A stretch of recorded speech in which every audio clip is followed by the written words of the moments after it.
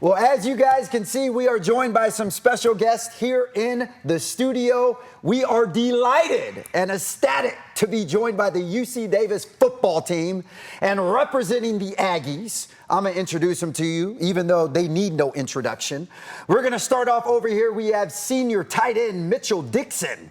What's up, Mitchell? How we doing? Good to be here. Thanks for having me. Oh, thank you for being here, brother. Right next to him, we have senior DB Jaden Stanley. Absolutely. Nice meeting you guys. Thanks for having us. Absolutely, Jaden. Thanks for being here.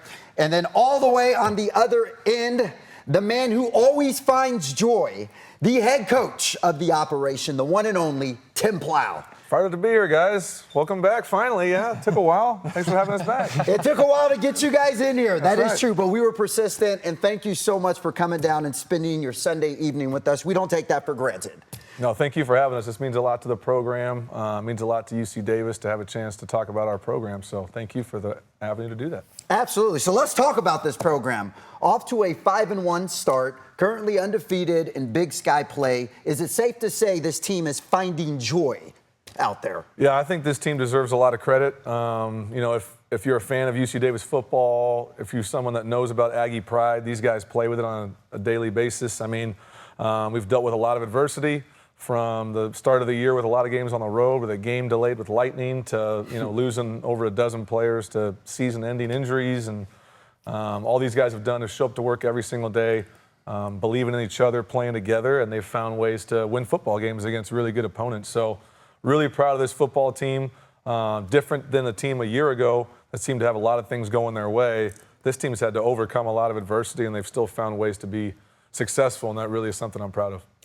I want you guys to kind of talk about that resiliency that you just heard Coach Plow talking about, the fact that you guys had to overcome a lot of adversity early in the season, be able to bounce back and to be as successful as you guys are. What do you attribute that to? Yeah, I think a lot of it was, we graduated a lot of guys last year, a big senior class, and we brought in a lot of transfers. So I think, you don't have all those bonds that you went through all those different adversities with throughout the years. So I think it was kind of good to have a kind of a crazy start to the season with the 3 road games and the lightning thing in Mercer or in Alabama. So, and even the injuries, so many guys have gone down, but we've had a lot of guys step up, and it's been good to kind of rally around a lot of those guys, and it's kind of been good for our culture as a whole. Yeah. Absolutely. Coming from a team that has a great culture, just kind of bringing guys in that are stepping up and that have been through adversity just shows a lot about the team that we are. Coach, I remember thinking, what an amazing year last year was, the incredible run that you guys had. And how can you take that another level? What's next? Or how do you even get back there or replicate that in your own way? Can you talk about from the minute that season ended and the work that you've put in during the offseason now to get to this point 5-1? Still a long way to go. But what were the building blocks like setting that foundation to get to this point? Yeah, I think we're still growing as a program. There's obviously high aspirations, high expectations, which are great. But for me, it's about building an environment that's sustainable, building a culture that's sustainable. So having success in year one is awesome. But for us, the real test of the staff and the team was, okay, how can we build on the things that we were successful with? Where's areas that we need to improve so that we can get back to where we were, possibly exceed that a year from now? So we really dove into, hey, what does the offseason look like from January to August? Instead of doing winter practice, we did spring practice. We changed up our fall camp a little bit. So tried to do a couple of things that we felt like would give our guys a chance to play longer into the season, because one of the things we learned about playing deep into December and January is that as long as that season goes with the academic situation that our guys have to deal with.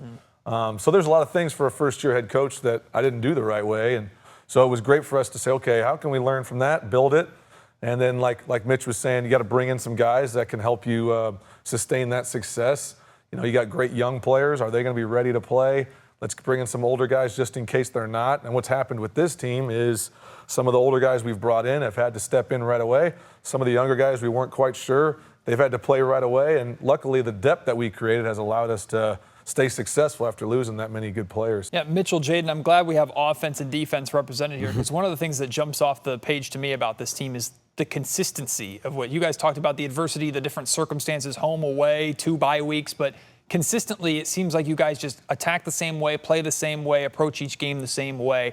Where does that consistency come from, and how important is it in both of your minds to have a well-rounded football team, not just strong offensively or strong defensively? Absolutely, yeah. I think that consistency started in the offseason.